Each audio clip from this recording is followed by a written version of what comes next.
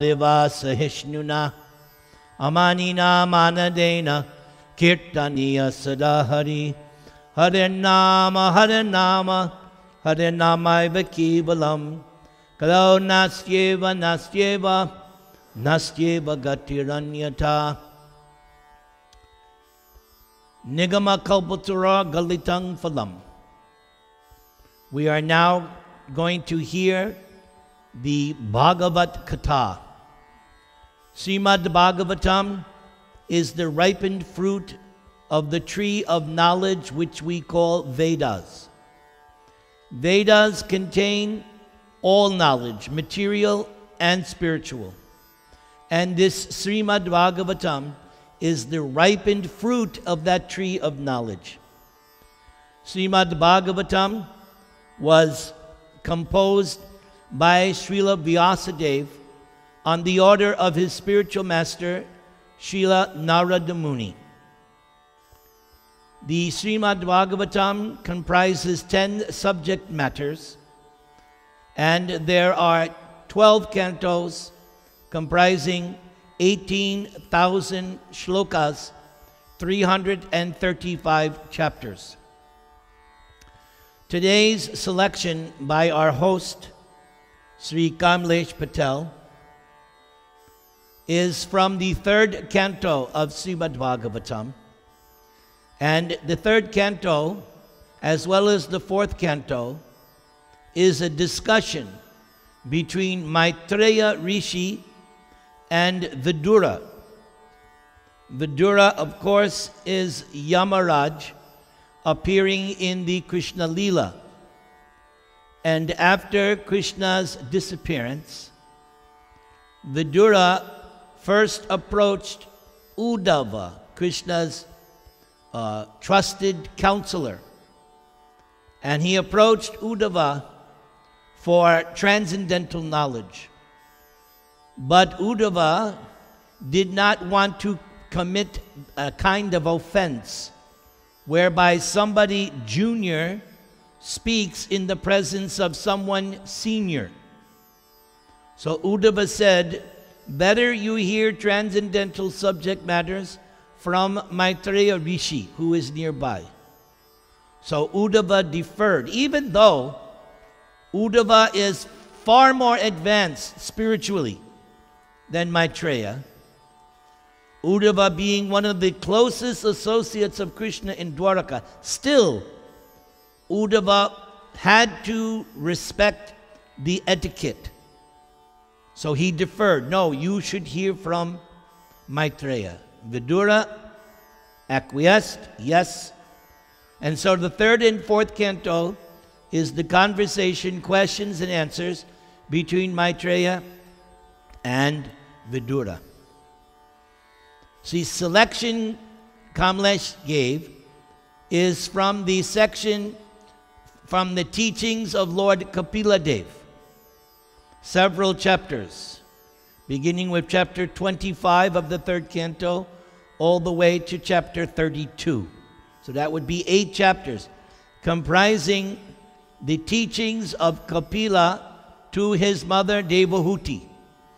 And Lord Kapila is often referred to as Devahuti Putra Kapil, just to show how exalted is his mother Devahuti, the daughter of Swayambhuva Manu. So today's chapter number 29 has 45 verses, and the title is Explanation of Devotional Service by Lord Kapila. Our host, Kamlesh Patel, has issued an instruction. All cell phones are to be turned off. Am I correct, sir? All cell phones off. Once that is done, we can proceed. Everybody raise your hands and repeat after me. Om Namo Bhagavate Vasudevaya. Om Namo Bhagavate Vasudevaya. Om Namo Bhagavate Vasudevaya. Thank you very much. Srimad Bhagavatam can be described as the beautiful narration of Krishna with his devotees. So, this chapter I have broken out into 6 subdivisions. The way Kamlesh likes these classes to be held, he always writes me, please present it the way Parikshit heard it from Shukadev. Correct, sir? So I will read each section and then comment after each section. I will try my best to make you spiritually enlivened. Thank you very much. I must first offer respects to my spiritual master, who is translating this Srimad Bhagavatam, from whom I have learned everything about spiritual life, and who I have to represent and preach his message. I cannot give my own. I have to repeat what I've heard from my spiritual master, because we sing a song daily, Guru Mukha Padma Vakya, Chite Te Koriya Aikya, Arna Koriho Mani Ash. The real disciple only wants to hear the message coming from the lotus mouth of his spiritual master, and that he makes one with his heart, and he tries to execute that. He doesn't want anything else. Part 1 I have entitled Questions. Devahuti inquired, because the way this section began, Devahuti's husband, Kardama Muni, had gone to take sannyas, even though their son is God, because Kapila-Dev is Vasudev. He's an incarnation of Krishna. Kapila-Dev is Vasudev, and you all know who is Vasudev. He's your special guest for tonight, Vasudev. So Kapila-Dev is Vasudev, he's God. So when Kardama, Devahuti's husband, left to take sannyas, she approached her son and said, I am lacking in transcendental knowledge. You are my son, you're the incarnation of Vasudev, so please give me transcendental knowledge. And Kapila-Dev was very happy. He smiled when he heard this from his mother and began to instruct. Devahuti inquired, my dear Lord, you have already very scientifically described the symptoms of the total material nature and the characteristics of the spirit according to the Sankhya system of philosophy. Now I shall request you to explain the path of devotional service, which is the ultimate end of all philosophical systems. My dear Lord, please describe also in detail, both for me and for people in general, the continual process of birth and death. For by hearing such calamities, we may become detached from the activities of the material world. Please also describe eternal time, which is a representation of your form, and by whose influence people in general engage in the performance of pious activities. My dear Lord, you are just like the sun, for you illuminate the darkness of the conditioned life of the living entities. And because their eyes of knowledge are not open, they are sleeping eternally in that darkness without your shelter. And therefore they are falsely engaged by the actions and reactions of their material activities. And they appear to be very fatigued. So, it appears Devahuti is very advanced in spiritual understanding. She is not an ordinary woman. After all, no ordinary woman can be the mother of God. You have to be very qualified to have this position as mother of God. So Devahuti, in her questions and in her statements, shows us how advanced she is. So she mentions Sankhya's system of philosophy. That Sankhya system of philosophy is also there in chapter 2 of Bhagavad Gita. When Krishna begins his instructions in Bhagavad Gita, the subject matter is Sankhya, the difference between body and soul, the difference between matter and spirit, the difference between what is eternal and what is temporary. Now she made another point. Please explain the path of devotional service. That is called Bhakti Marg. The path, it's a path. Just like material existence is a path. On materialistic path, you have fear, exhaustion, ending in death. Baba, papa, ma. There is hard labor, exhaustion, frustration, fear, and then ma, mrityu, death. That's material existence. But there is another one, Appavarga Vatmani, the path of liberation. And Bhakti Marg is the solid, sure path of liberation. So when she says, please explain the path of devotional service, she wants Kapila Dev to explain the ninefold processes which you're doing right now. Suravana, hearing. This is the beginning of the Bhakti Marg. I'm doing two. I'm hearing and I'm chanting or speaking, kirtanam.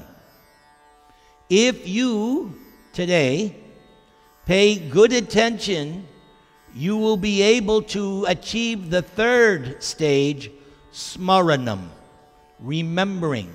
If you pay close attention, you will later on be able to remember something that I said today.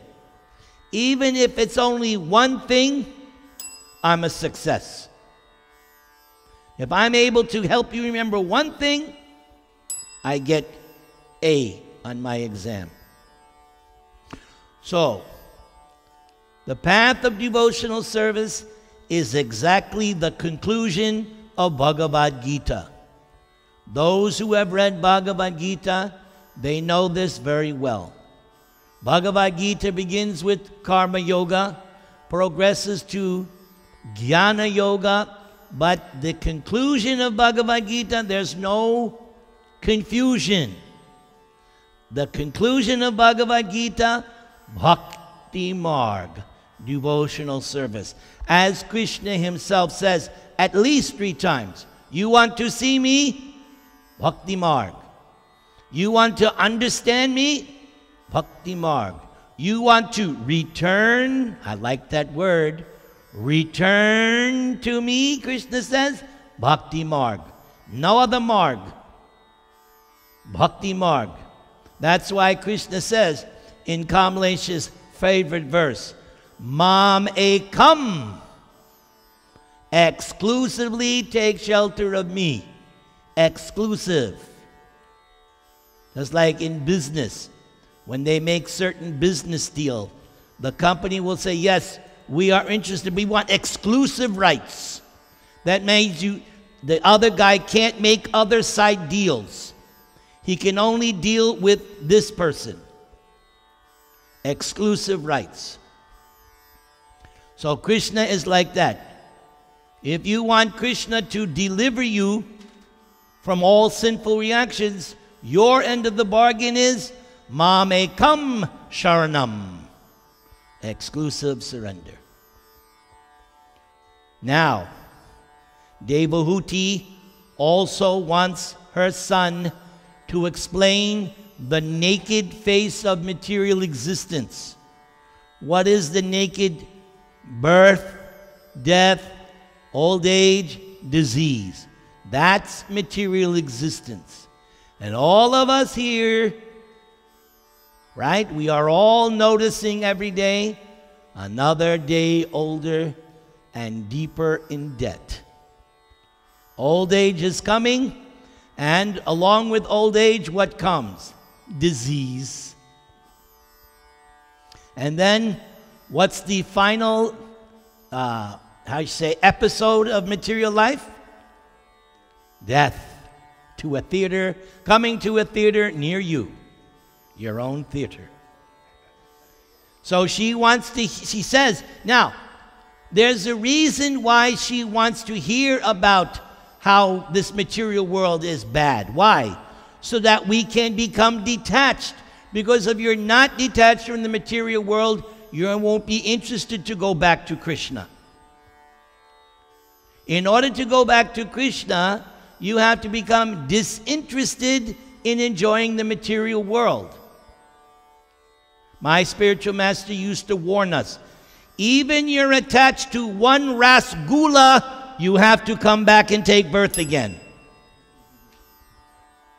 You can't be attached. You have to be detached from any and all material things.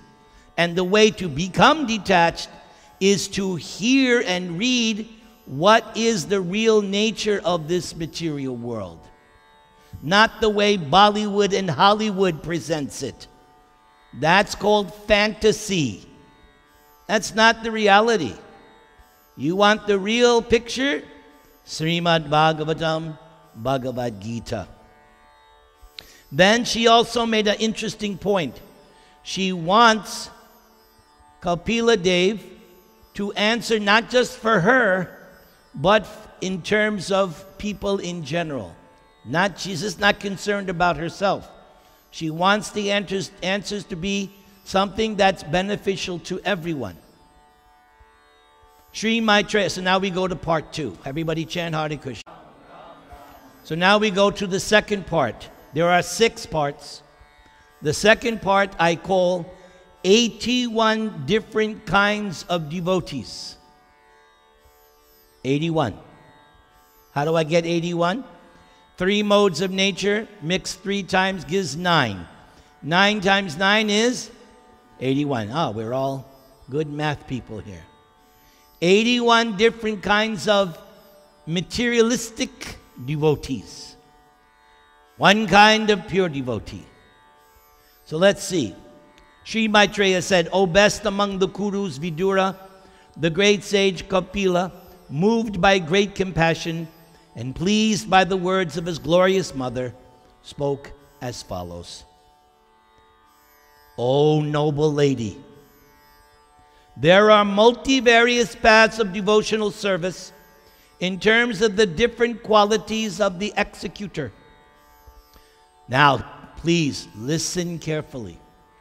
Devotional service executed by a person who is envious, proud, violent, and angry, and who is a separatist, is considered to be in the mode of darkness.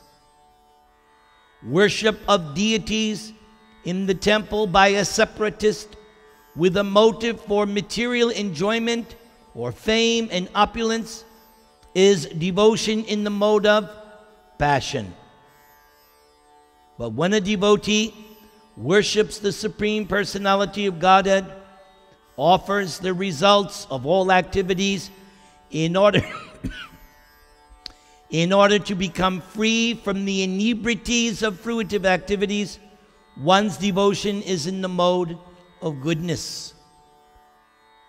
And the manifestation of unadulterated devotional service is exhibited when one's mind is at once attracted to hearing the transcendental name and qualities of the Supreme Personality of Godhead, who is residing in everyone's heart. Just as the water of the Ganges flows naturally down towards the ocean, such devotional ecstasy, uninterrupted by any material condition, flows towards the Supreme Lord. A pure devotee does not accept any kind of liberation, salokya, sarshti, samipya, sarupya, or ekatva, even if they are offered by the Supreme Personality of Godhead.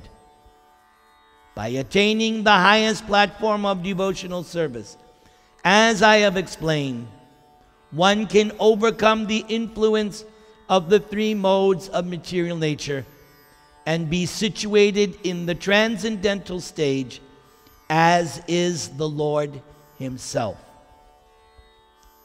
So, Kapila Dev gave the symptoms of materialistic devotees. They're devotees, but they have material motives. So he gave the symptoms.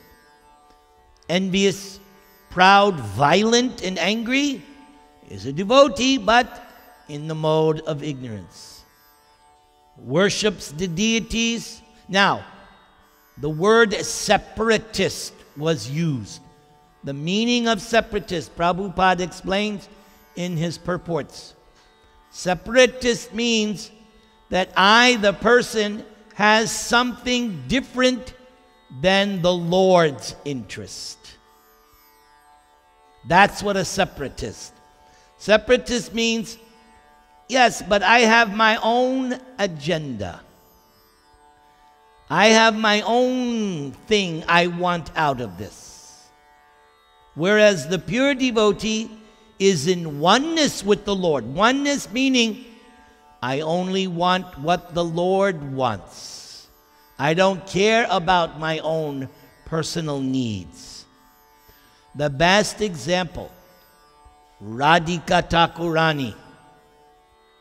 You will find statements in the Chaitanya Charitamrita. Srimati Radharani is explaining, if there's something that Krishna likes and I don't like it, I love that thing. And if there's something I like, but Krishna doesn't like it, I hate that thing. You see the mentality of Srimati Radharani. She's not a separatist. It's not that Radharani says, oh, you don't like this? That's okay. I still like it. Goodbye. No, she's not a separatist. She's always on the same page as Krishna. A separatist has private agenda. So the devotee in ignorance and passion is a separatist. He's more concerned with fulfilling his own desires than he is fulfilling the Lord's desires. So the worship of the deity by what for? Material enjoyment. I want to be known, famous. I am great devotee. I have to stand in front in the RT. I have to be the first one. Everybody has to see me. See me? Huh? That's the devotee in the mode of passion. Everybody must notice how nicely I'm dressed today at the temple with my earrings and whatever. Everybody should notice me because I am, yes, Krishna, but then there's me. Okay? What's that?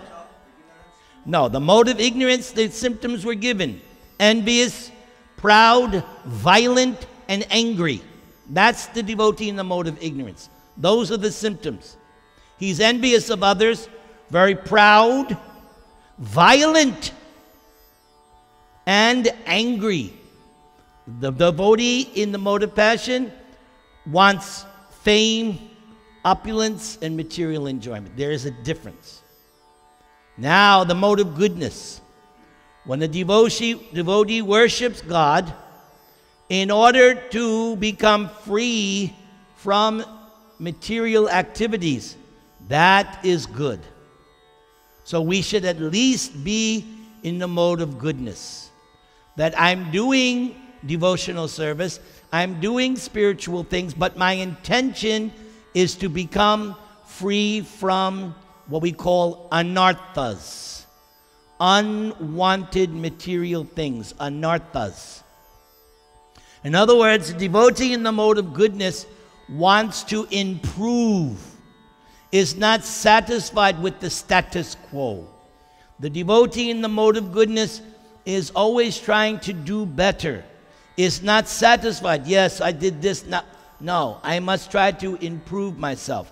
I must try to do better japa. I must spend more time studying. I must spend more time preaching and worshiping. The devotee in the mode of goodness, the intention is, I want to purify myself. I want to improve.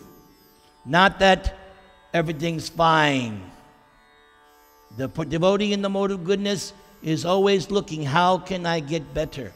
How can I do more for Krishna? Then he talked about unadulterated devotional service, pure devotional service. Pure devotional service. And Kapila Dev mentioned the Lord in the heart, Krishna, Paramatma. And he gave that example. It's given several times in Bhagavatam.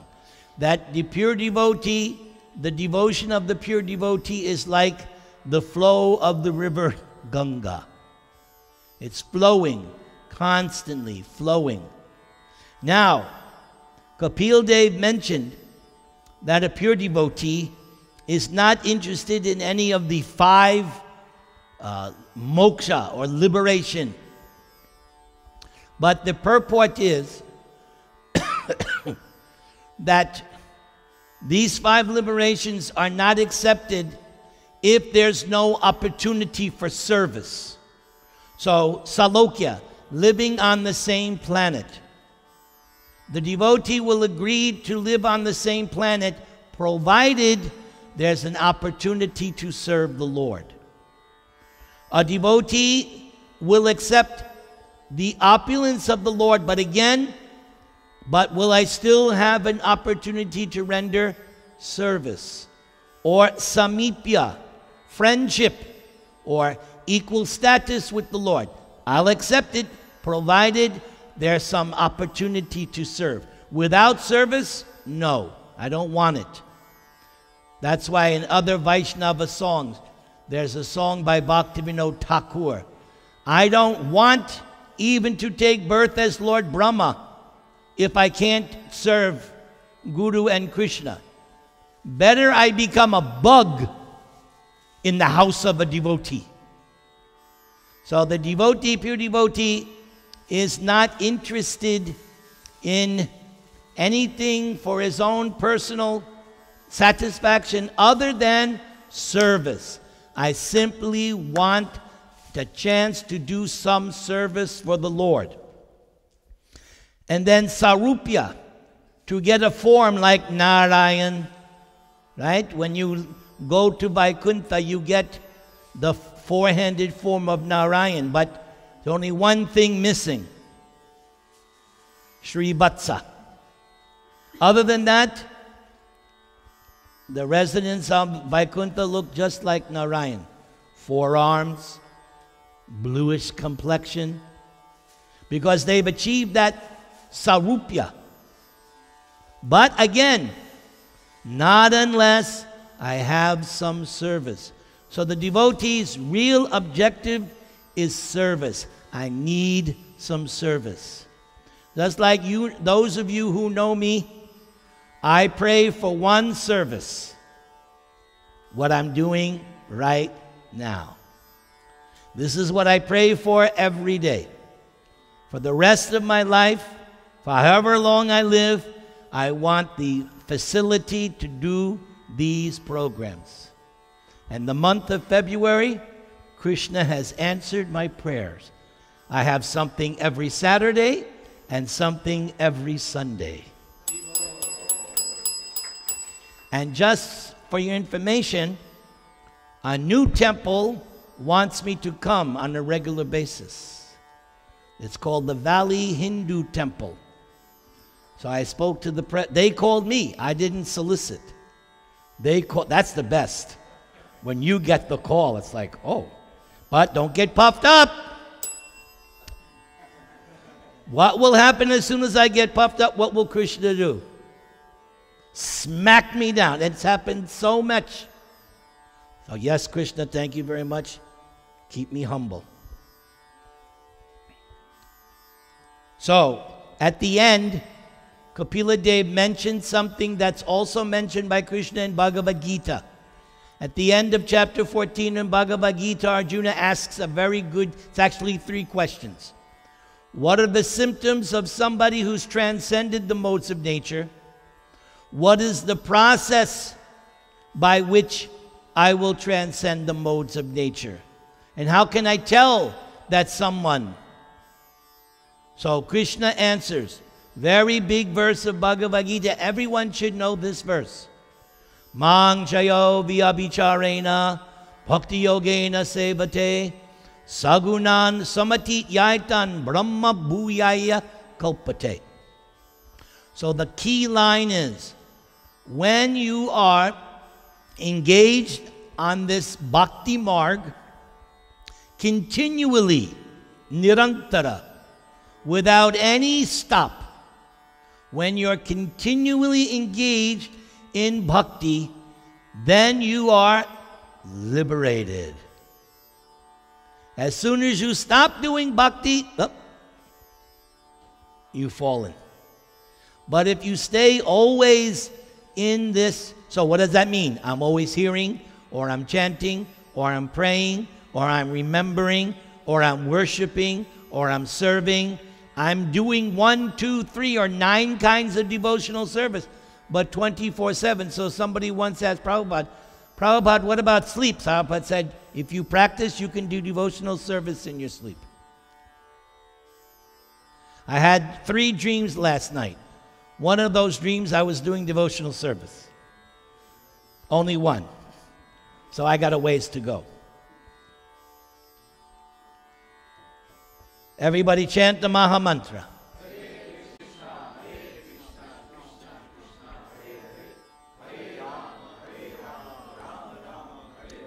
So this third part, I have a feeling that this is perhaps one of the reasons why Kamlesh picked this chapter. You let me know if this next section, part 3, how a devotee should behave. Am I right? I know my hosts.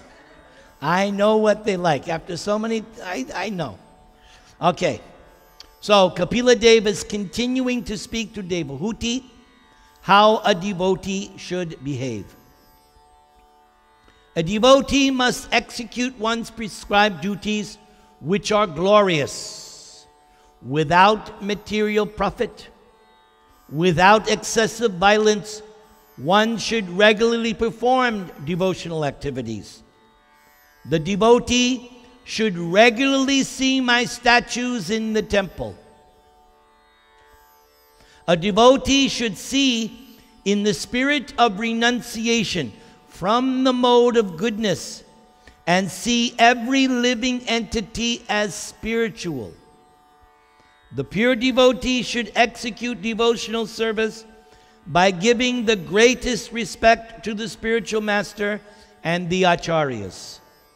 A devotee should be compassionate to the poor and make friendship with persons who are one's equals.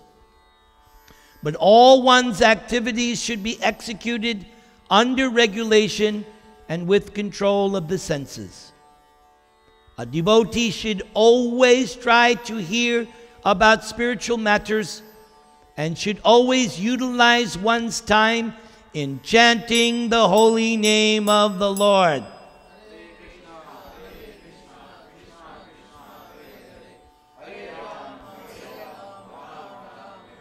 I've trained you up nicely. Thank you. One's behavior should always be straightforward and simple. And although one is not envious, but friendly to everyone, one should avoid the company of persons who are not spiritually advanced. So, Kapila Dev, first of all, you execute your prescribed duties. They are glorious. So whether you're a housewife, Kapila Dev says your activities are glorious. If you are a working man, your prescribed duties are glorious. Okay? If you're a student, your prescribed duties are glorious. Yes. Okay, that was the first point. Regularly see the statues in the temple. So sometimes people ask this question. Why do we have deity worship? Because God said so. We're not making this up. This is the instruction. So here's Kapila Dev. One should regularly see my statues. Okay? So make sure that when you go to the temple, you're seeing Krishna statues. Okay? Because that's the instruction of Krishna. Now, for those of you who are pujaris, you're allowed to touch Krishna's lotus feet. That's one of the perks of being a pujari. You get to touch the lotus feet. Okay? Then he says, in the spirit of renunciation means not attached. Not attached. It means I'm doing things out of duty, not whimsical. Greatest respect to spiritual master and the acharyas. Now I know Kamlesh understands this. A devotee should be compassionate to the poor and make friendship with persons who are one's equals. And under regulation. So regulation means Guru, Sadhu, Shastra. You don't do things whimsically. You first check with your guru. Is this what I'm supposed to be doing? You check with the scriptures. Yes. And you check with other saintly persons. This way you'll always know that what I'm doing is bona fide. Now, for me, this one sentence, devotees should always try to hear about spiritual matters. So that's my occupation. I should always be hearing about spiritual matters and utilize one time in chanting the holy name. Just as Krishna says in Bhagavad Gita, Satatam Kirtayanto Mam. There was once when Prabhupada was in LA, 1970 or something. There was this, I think it was a professor, and he wrote to Prabhupada and said, I don't see anywhere in the Vedas that this constant chanting you devotees do.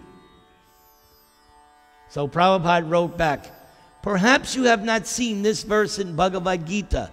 Satatam kirtayanto mam. Always chanting my glories. And the conversation went, the letters went back, and I think it was even published in the Los Angeles Times at that time. A series of letters going back and forth. At the end, Prabhupada said, look, all I can do is present what's there in the scriptures. Take it or leave it. Because the guy kept arguing. But Prabhupada was very clear. Satatam kirtayanto ma. It's very clear. Kirtan. We all know what kirtan is, right? Hiran. Kirtan means loud chanting. Okay? It means out loud, not or silent. No. Out loud. Okay, now another one. One's behavior should always be straightforward. Not like, what is that guy? Who was Shakuni. Shakuni was not straightforward. Sneaky, crooked. Straightforward. Like Yudhishthir, like all true devotees. Simple, straightforward. Or Prahlad. When Prahlad's father asked him a question, Prahlad would just say, "No, father, you're not God, you're a demon." 5-year-old boy. He was very mild and submissive, but when his father said, "I am the supreme," the young boy said, "No, I'm sorry, father, you're not. You're not God. Krishna is God." So, a devotee, and we're going to hear about that in our next segment when Kamlesh throws the hammer down. Okay. Now this last point is not envious and friendly to everyone, but should avoid the company of persons who are not spiritually advanced. So, you come in contact with many people throughout the day. Good. You can be friendly. Even Prabhupada, even when Prabhupada would take his walk, he wouldn't always say Hare Krishna. Sometimes he would say good morning. Sometimes. A lot of times he would say Hare Krishna. But sometimes he would look at the person, but I'll just say good morning. So you can be friendly with everyone. Okay? Not envious of anyone. You can be friendly, but we don't develop relationships we develop relationships only with devotees. I can be friendly, I can be courteous, I can be nice, but in terms of developing a relationship, that's reserved for devotees. That's where you reserve your friendship. Everybody chant the Maha Mantra. Part 4, the Supreme Soul. Kapila Dev says, when one is fully qualified with all these transcendental attributes,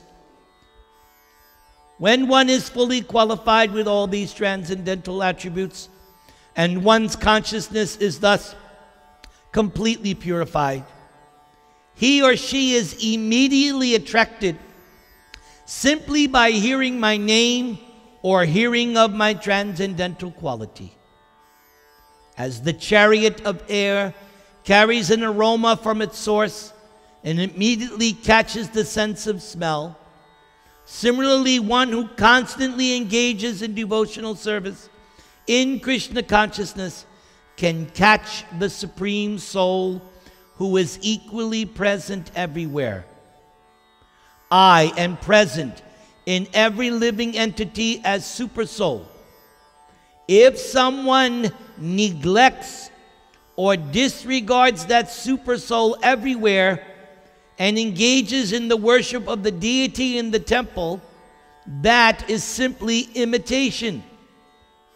One who worships the deity of Godhead in the temples, but does not know that the Supreme Lord as Paramatma is situated in every living entity's heart, that person must be in ignorance and is compared to one who offers oblations into ashes. One who offers me respect but is envious of the bodies of others and is therefore a separatist never attains peace of mind because of one's inimical behavior towards other living entities. My dear mother, even if one worships with proper rituals and paraphernalia, a person who is ignorant of my presence in all living entities never pleases me by the worship of my deities in the temple. Performing one's prescribed duties, one should worship the deity of the Supreme Personality of Godhead until one realizes my presence in one's own heart and in the hearts of other living entities as well. As the blazing fire of death, I cause great fear to whoever makes the least discrimination between oneself and other living entities because of a differential outlook. Therefore, through charitable gifts and attention, as well as through friendly behavior, and by viewing all to be alike, one should make peace with me, who abides in all creatures as their very self. So Kapila Dev is warning us that we have to start to keep reminding ourselves and keep trying to see that Krishna is in everyone's heart. That is how you will get off the bodily concept of life, which is the beginning lesson of transcendental knowledge. Now, easier said than done. It's very difficult, but this is something you work on. It becomes easier the more you hear and chant. It becomes easier. And you don't see, here is this, that, no. Krishna is in her heart, in your heart. Krishna is there. My favorite story, when Daksha was cursing Lord Shiva in the middle of the assembly and was blaspheming Lord Shiva.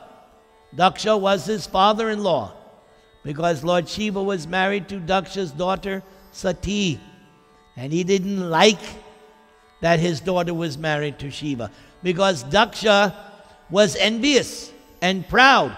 He was a separatist. Daksha was made the head Prajapati, very aristocratic, but his worship was for material name and game and fame, so it's in the mode of passion. So Lord Shiva, you all know what he looks like. He's not clean. He's covered with ashes. It's not a joke. It's how he's covered. Okay? So from materialistic point of view, right? Because he doesn't look cultured. He's got skulls and snakes around him. Okay? So from the materialistic point of view, people, unless you are in knowledge.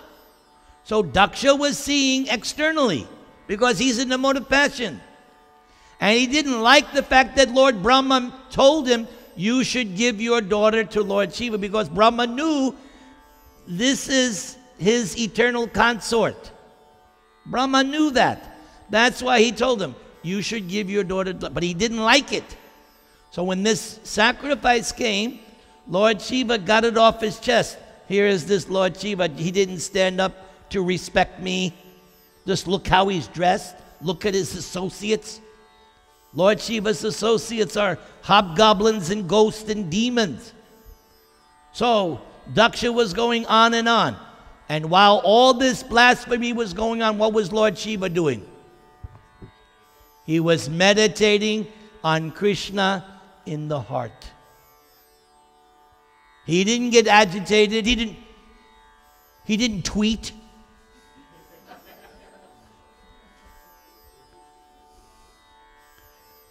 He just remained silent.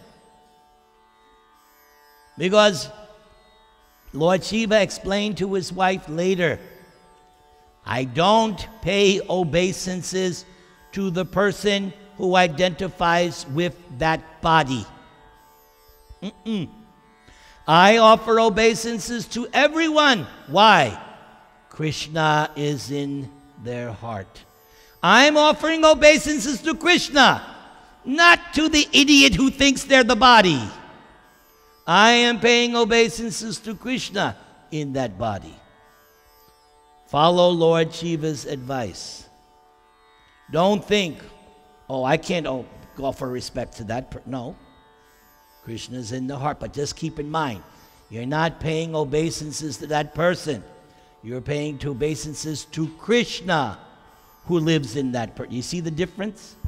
Now, the person who identifies with the body thinks, oh, he's bowing down to me.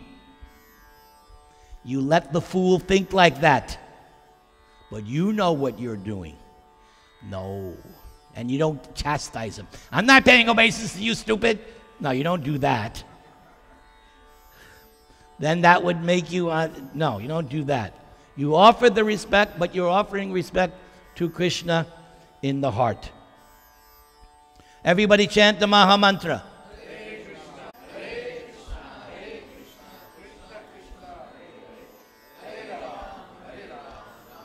2 more sections to go.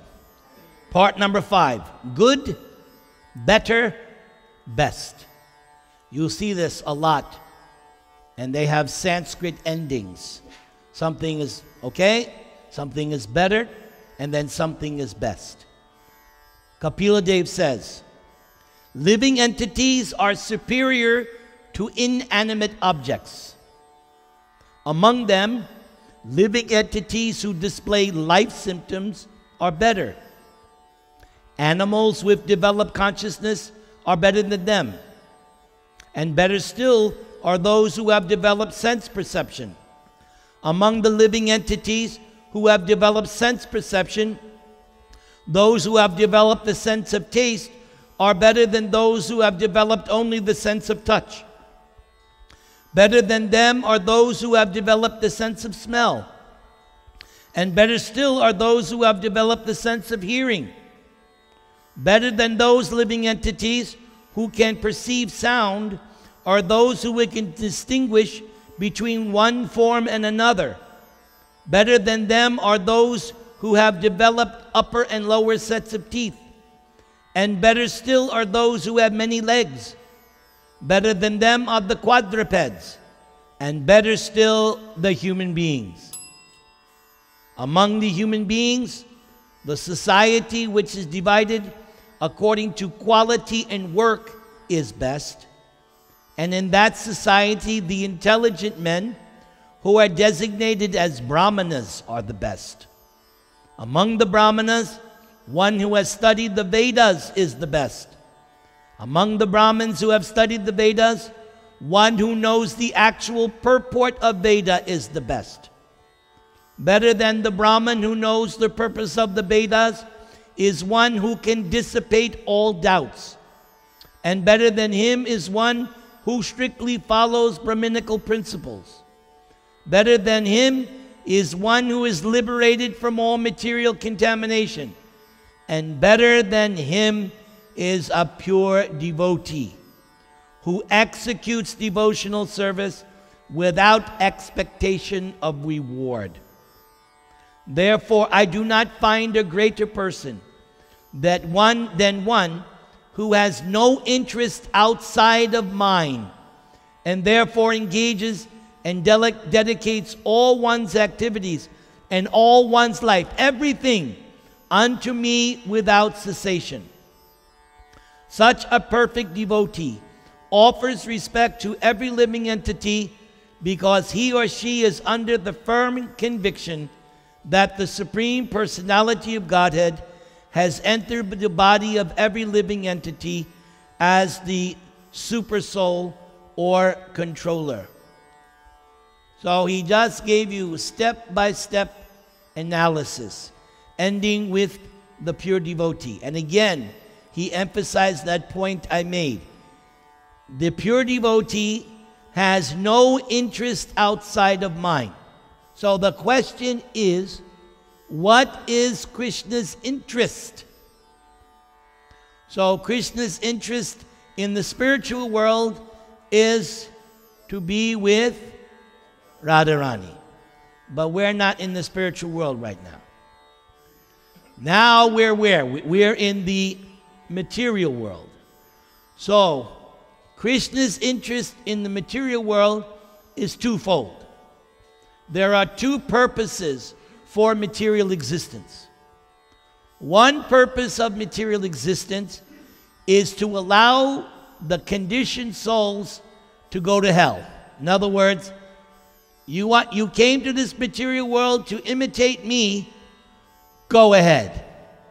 Go enjoy yourself, but you're going to wind up going to hell because you're trying to enjoy. So that's 99% of the human population. What's tomorrow? What are they going to do tomorrow? Drink, eat, and stupor bowl. They think tomorrow is big mela. All over the world, millions of people, they're going to be glued to the television and eating all kinds of nasty things and drinking alcohol, committing so much sinful activities. They think this is what life is for. Enjoy. Yes, you enjoy, then at the time of death, now go to hell. So that's one purpose of material existence. Those who want to imitate Krishna, go ahead, as you like. The other purpose of the material world, you are not trying to enjoy the material world. You are trying to go home back to Godhead, or at least you should be. That is your purpose. You're trying to get out of here once and for all. Finish up your business. I'm done with this material world.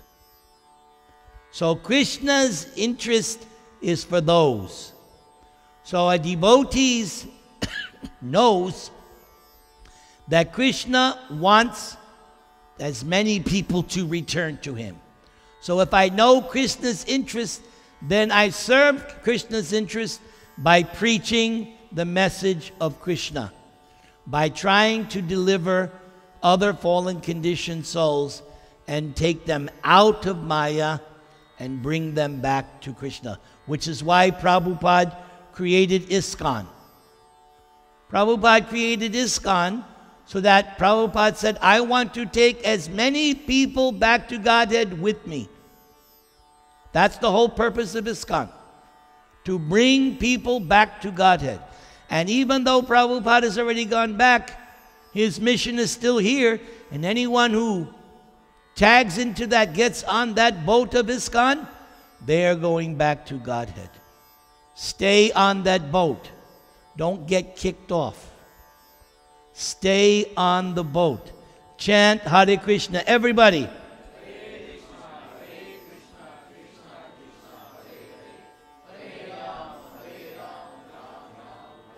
So I don't have time to read the final section because here in this temple we follow strict time schedule.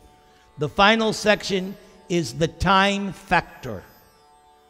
Krishna, Lord Kapila-Dev explains that this whole material world is under the time factor, just like I have to end this class. Time factor. So you all know Bhagavad Gita, when Arjuna saw the universal form and asked, who are you? The universal form said, I am time, and I have come to destroy everything. That's what the time factor does. If you have your rice cooking and you walk away, what happens to the rice if you let it go too far? Burnt. Just like the other day, my wife was making dal. She let the dal go too far.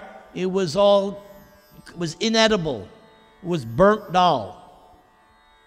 So time affects everything. You all know, you're looking in the mirror day by day. What's happening? What's time doing? Wrinkle, wrinkle, gray hair. Pain here, pain there. That's what time is doing. It's little by little imperceptibly destroying everything. So Kapila-Dev says that time factor is controlling everything in this material world. But Kapila-Dev says if you understand that the time factor is God, then you won't be afraid of the time factor. All right, everybody chant the Maha Mantra.